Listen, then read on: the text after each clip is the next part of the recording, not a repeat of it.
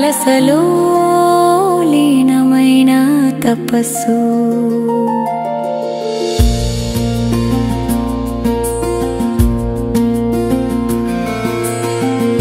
మోహలత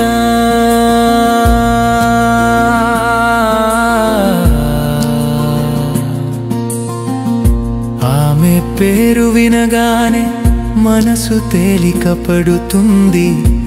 ఆమె ప్రేమలో ఒక అపారమైన ఆకర్షణ ఉంది, కానీ అది భౌతిక కోరిక కాదు.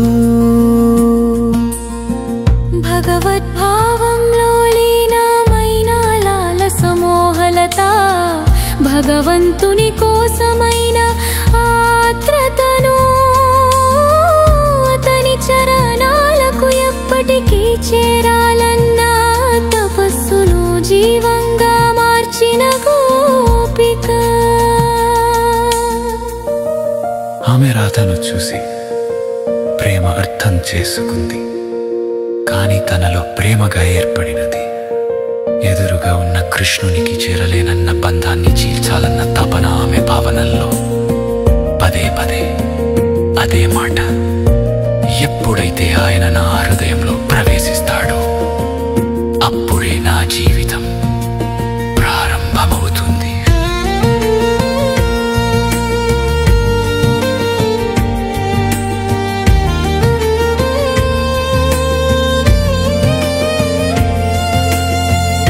మోహలత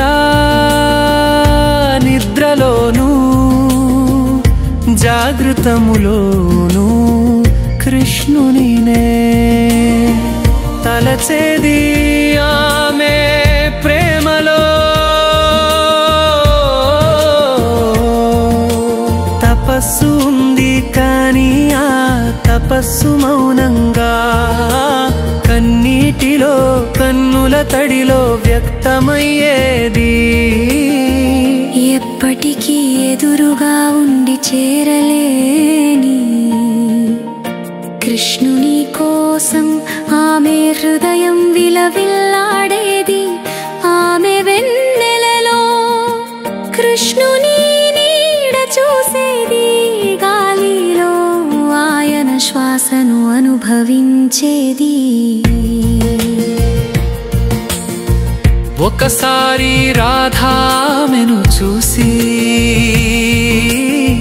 ప్రశ్నించింది, నీవు ఎన్నాళ్ళు ఇలా ఎదురు చూస్తావు? అప్పుడు మోహలత చక్కగా నవ్వుతూ ఇలా చెప్పింది, నిన్ను చూస్తూ ఆయన కోసం ఎదురు చూడటమే నా తపస్సు రాధా. ఆ మాటలు రాధ హృదయాన్ని తాకినప్పుడు ఆమె కళ్ళు తడిసిపోయాయి. ఈ ఎపిసోడ్ ద్వారా మనం గ్రహించవలసినది, ప్రేమలో తపస్సు అనేది చేరుకోవాలనే కోరిక కాదు, ఎదురు చూసే స్థైర్యం. మోహలత తన లాలసలో భగవంతునికి సమీపమైంది. ఆమె ప్రేమ మనకు చెబుతుంది, ఎదురు చూపులోనే ఉన్నతమైన సమర్పణ ఉంది. తదుపరి ఎపిసోడ్ విద్యుత్తరికా,